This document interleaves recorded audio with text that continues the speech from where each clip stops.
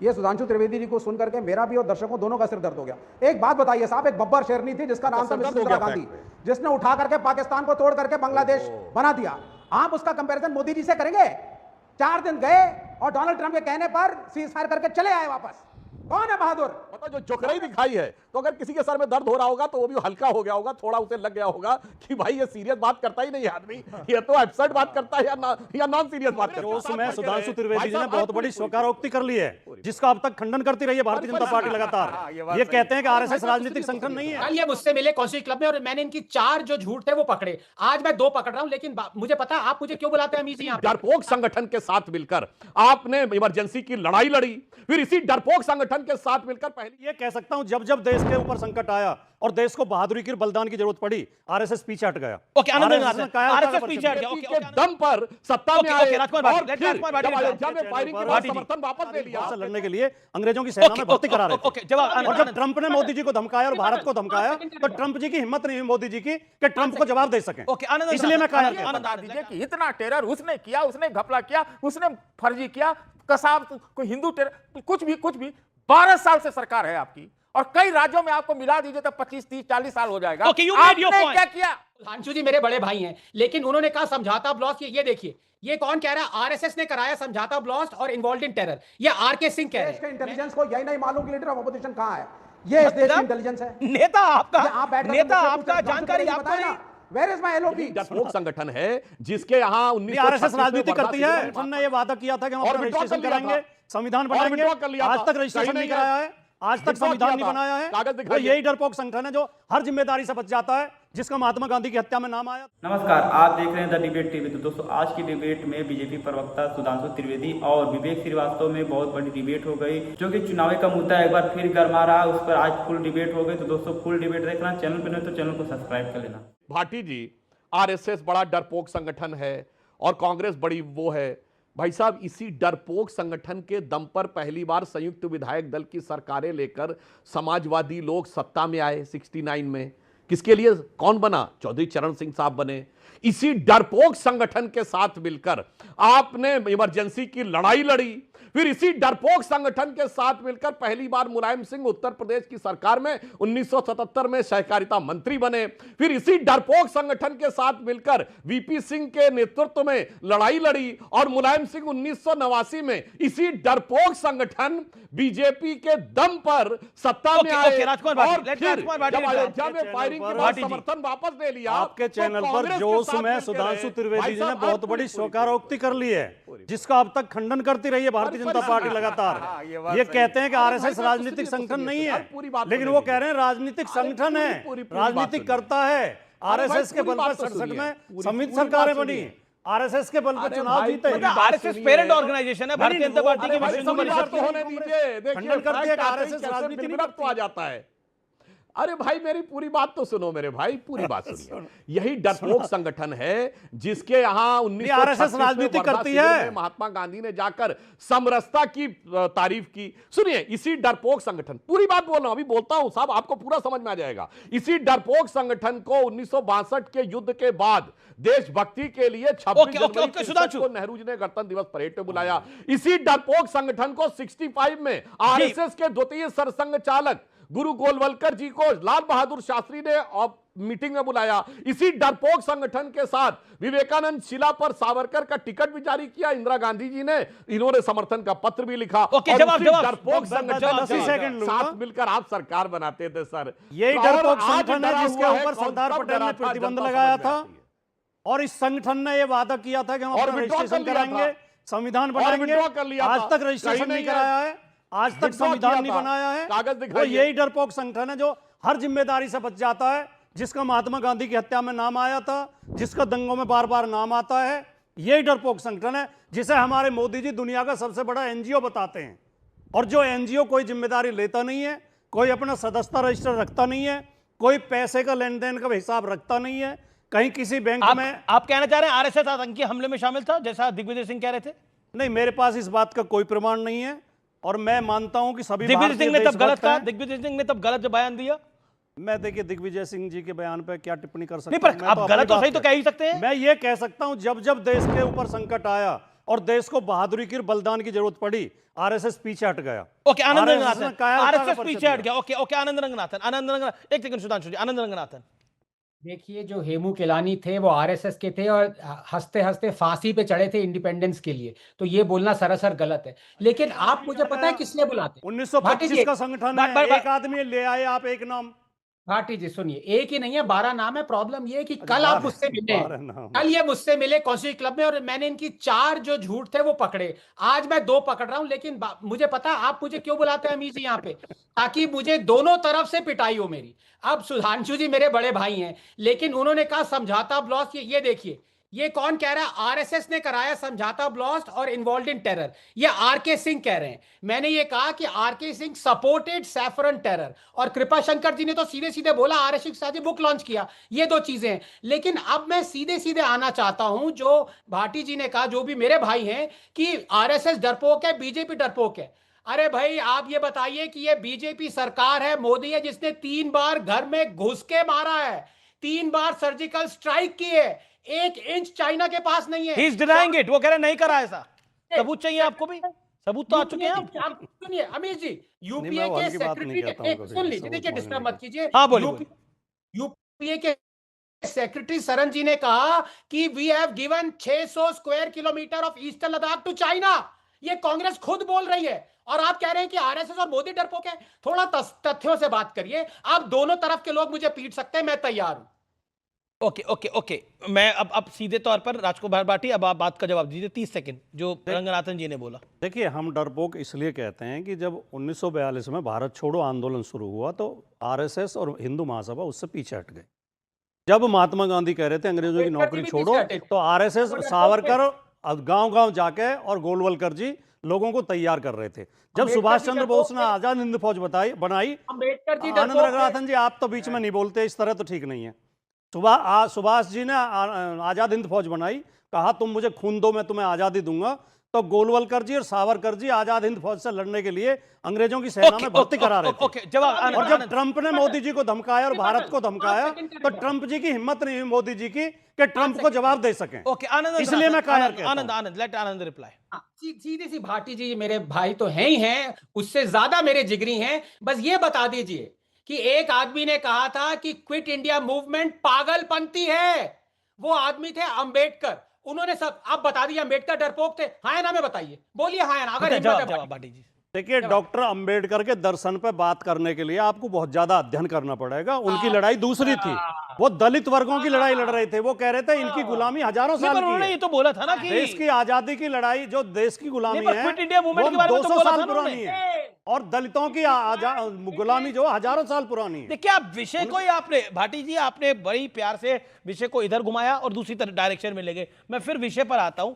क्या आपको लगता है ऐसा नहीं है कि फैक्ट्स कम है? फैक्ट्स बहुत सारे हैं। Shivshankar Menon, Barack Obama, former air chief marshal, Fali Homi Major, P Chidambaram, ये बहुत सारे फैक्ट्स हैं। क्या कहना चाहते हैं आप सतीश के से? देखिए, तात्कालिक परिस्थितियों के हिसाब से कुछ अलग अलग बातें होती है, पर कांग्रेस की कमजोरी थी कि नहीं थी? आप वो? बोलने नहीं मैं देंगे। बोलने दे रहा हूं, पर आप मानते हैं कांग्रेस की कमजोरी थी 26/11 की वजह अटैक ना करना, है या ना? अरे मैं कह रहा हूं कि जब ऑपरेशन सिंदूर में अगर सीज फायर है, जिसका मैंने आपके साथ 100 में स्वागत किया, वो टैक्टिकल हो सकता है, उस समय हमला नहीं करना। मैं तो कह रहा हूं कि आज ज्यादा पाकिस्तान अलग थलग नहीं है, उसके तो चीन और अमेरिका वाले आका हैं। और अभी सुधांशु जी का जवाब दे रहा हूं।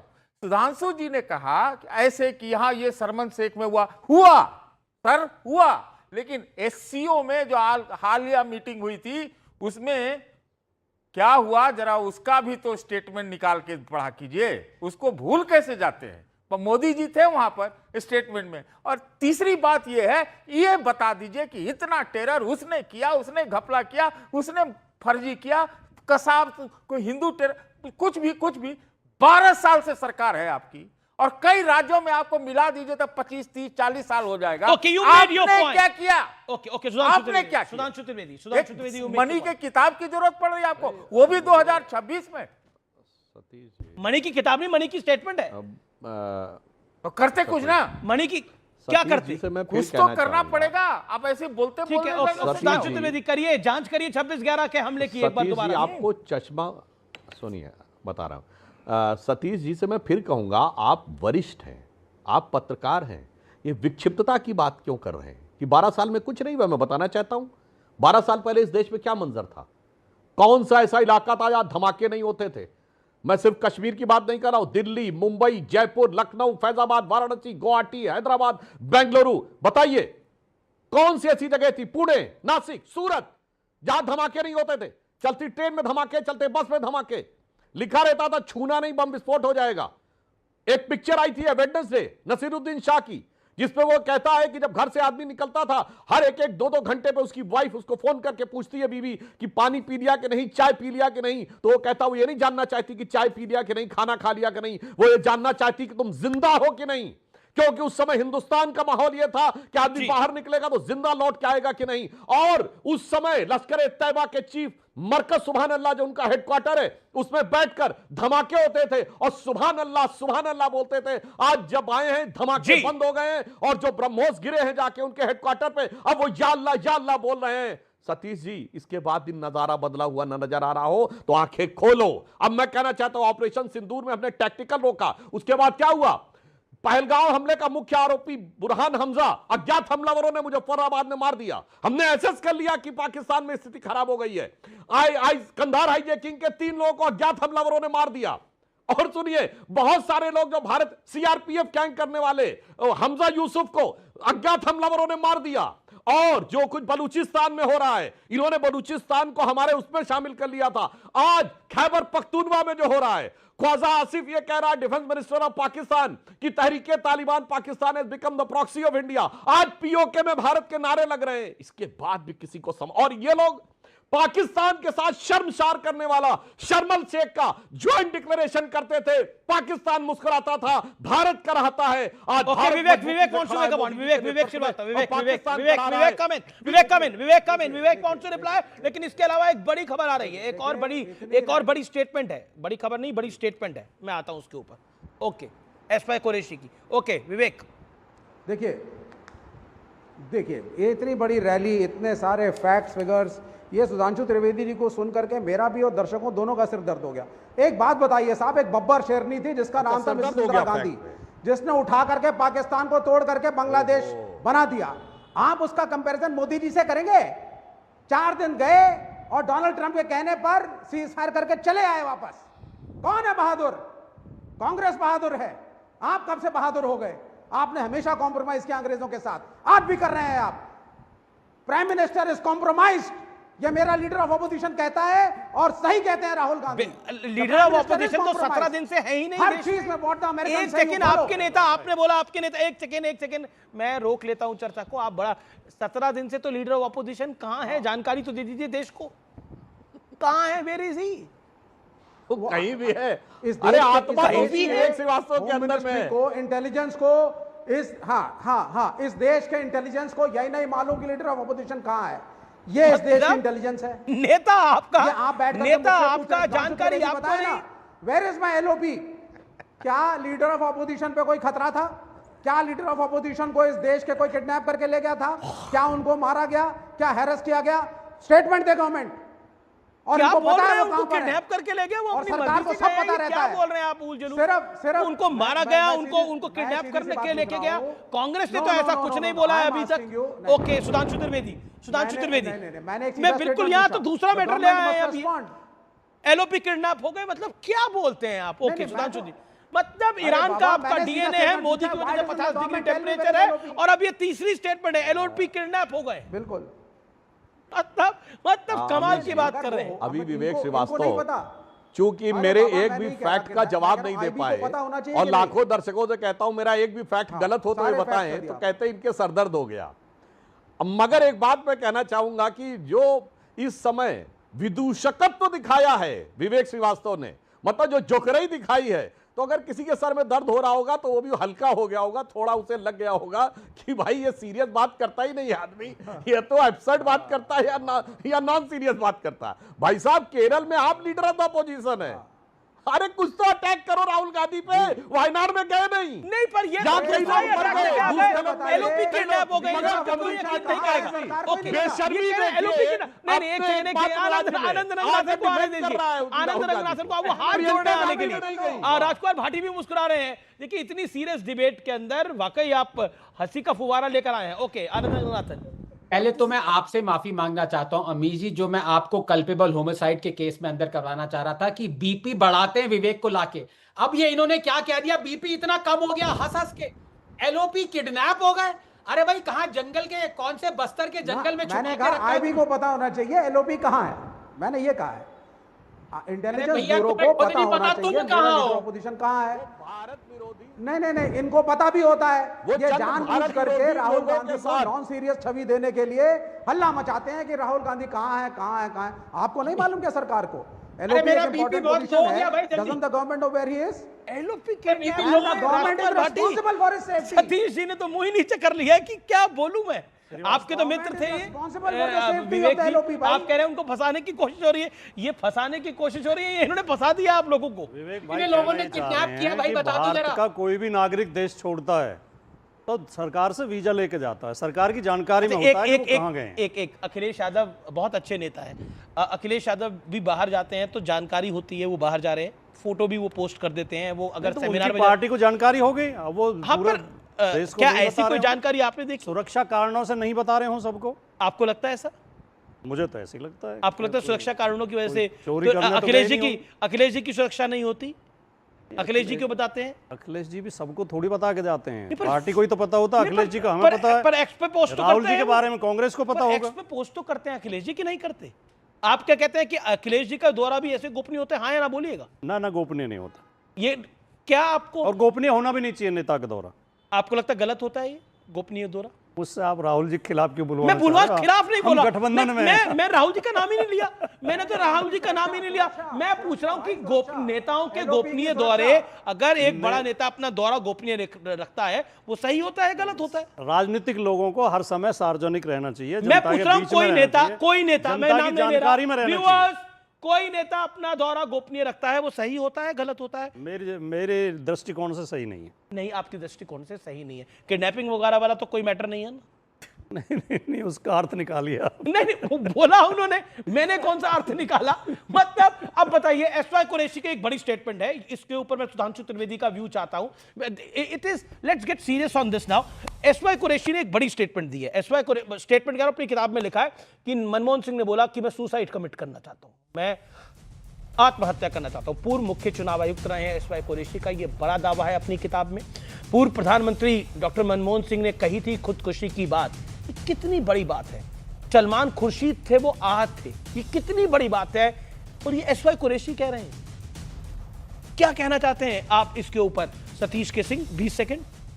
देखिए भाई, आप एसवाई कुरैशी को बुलाइए और जरूर मनमोहन सिंह अपने इरादे के पक्के, जबान के पक्के, सोच के और दीन ईमान अरे के सुसाइड पक्के थोड़ी किया उन्होंने। अरे किया क्या, बोलते कि इससे बढ़िया है कि कर लेना, ये ऐसी बात जो है एसवाई कुरैशी का कहा हुआ है। तो मैं मनमोहन सिंह का बहुत सम्मान करता हूं। एसवाई कुरैशी झूठे तो नहीं है ना आपकी नजर में? मेरे ख्याल से तो पता नहीं, झूठे तो लगते नहीं है, लेकिन मालूम नहीं। Okay, Sudhanshu Trivedi. Okay, Sudhanshu Trivedi, no this is quite explosive what S Y Qureshi said, very explosive. देखिए ये in his book which is about to come. ये अत्यंत संवेदनशील विषय है कि भारत का एक पूर्व मुख्य चुनाव आयुक्त, भारत के पूर्व प्रधानमंत्री जो अब इस दुनिया में भी नहीं है, उनके बारे में इतनी गंभीर बात कह रहे हैं कि वो आत्महत्या करना चाहते थे, जो संभवतः किसी भी राष्ट्राध्यक्ष के लिए बहुत विचित्र और बड़ी अनहोनी सी बात है।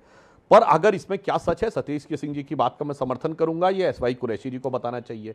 फिर भी हाँ, इतनी जानकारियां मुझे भी कुछ कांग्रेस नेताओं से बातचीत में हैं कि कई ऐसे निर्णय थे जिन पर डॉक्टर मनमोहन सिंह बहुत असहज थे और उन्हें वो देश के हित में नहीं लगते थे, मगर डॉक्टर मनमोहन सिंह के ऊपर किस किस प्रकार के दबाव थे ये सबको पता है। और अगर हम अनुमान लगाएं कि ऐसा कुछ हुआ होगा तो डॉक्टर मनमोहन सिंह स्वयं विभाजन की विभीषिका को झेलकर वो और उनका परिवार भारत आया था, तो इस संभावना से इनकार नहीं किया जा सकता कि यदि आरवीएस मणि ने जो बोला है ऐसी कोई मैच जी जी फिक्सिंग काफी जैसी पैरेलल चीजें है। नजर okay I. Sir, okay okay एक सेकेंड। दोस्तों, आप लोगों ने पूरी डिबेट देखी, अपना राय जरूर बताना। बीजेपी के प्रवक्ता सुधांशु त्रिवेदी और गोदी मीडिया एंकर अमित देवगन बेवजह की बातों में फंसा रहे अन्य प्रवक्ताओं को, लेकिन समाजवादी पार्टी के प्रवक्ता भाटी जी ने उनको दोनों को रगड़ दिया और बताया कि जो सच है उस पर डिबेट कीजिए, फालतू बातों के लिए हमारे पास टाइम नहीं है, क्योंकि इन दोनों के पास राजनीति करने के लिए टाइम है और एक दूसरे को फंसाना चाहते हैं या फिर अलग अलग पार्टियों के विरुद्ध ये लोग षड्यंत्र कर रहे हैं कि ये पार्टी उनसे विरुद्ध करे और ये पार्टी उनसे विरुद्ध करे, आपस में लोग लड़ाई करे, इसमें चर्चा बढ़े और ये बीजेपी वाले मजे ले और गोदी मीडिया एंकर अमित देवगन भी। और आज डिबेट में हमें देखने के लिए मिला कि सुधांशु त्रिवेदी बोल रहे हैं आरएसएस एक डरपोक संगठन है, और डिबेट में जब बीजेपी प्रवक्ता के पास कोई भी मुद्दा नहीं होता था तो वो अपना राजनीति घुसेड़ने लगता था उस डिबेट में और लोगों को झूठी ज्ञानें देने लगता था। उसकी तो डुगडुगी बच गई बीजेपी प्रवक्ता सुधांशु त्रिवेदी। समाजवादी पार्टी के प्रवक्ता भाटी जी ने बताया, जब युद्ध चल रहा था तो अमेरिका ने भारत को डराया, यानी कि मोदी जी को डराया, तो मोदी जी ने उसके साथ जाकर के सीज फायर कर लिया, यानी कि मोदी जी डर करके उससे गए और सीज फायर कर लिया, जो कि इतने बड़े देश के प्रधानमंत्री को शोभा नहीं देता। अब समाजवादी पार्टी के प्रवक्ता भाटी जी ने मोदी जी को कायर कहा, क्योंकि उन्होंने जा करके ट्रंप के सामने सीज फायर किया और एक कायरता का प्रतीक कहलाता है उनके कहने का मतलब यह है। और विवेक श्रीवास्तव ने कहा कि बीजेपी के प्रवक्ता सुधांशु जी बस सबका सर खा रहे हैं, इनके पास बोलने के लिए कोई भी मजबूत मुद्दा नहीं है, इसलिए बस अपनी राजनीति इसमें कर रहे हैं और एक दूसरे को आपस में लड़ा रहे हैं, जो कि बीजेपी हमेशा से करती आई हुई है। और आज डिबेट में गोदी मीडिया एंकर अमित देवगन भी सुधांशु त्रिवेदी की ही पक्ष की बात कर रहे थे और उनका ही साथ दे रहे थे, लेकिन विवेक श्रीवास्तव और समाजवादी पार्टी के प्रवक्ता भाटी जी ने दोनों ने मिल करके दोनों को रगड़ दिया। तो दोस्तों, आप लोगों ने पूरी डिबेट देखी, अपना राय जरूर बताना। तीखी और डिबेट देखने के लिए सब्सक्राइब कीजिए द डिबेट टीवी को।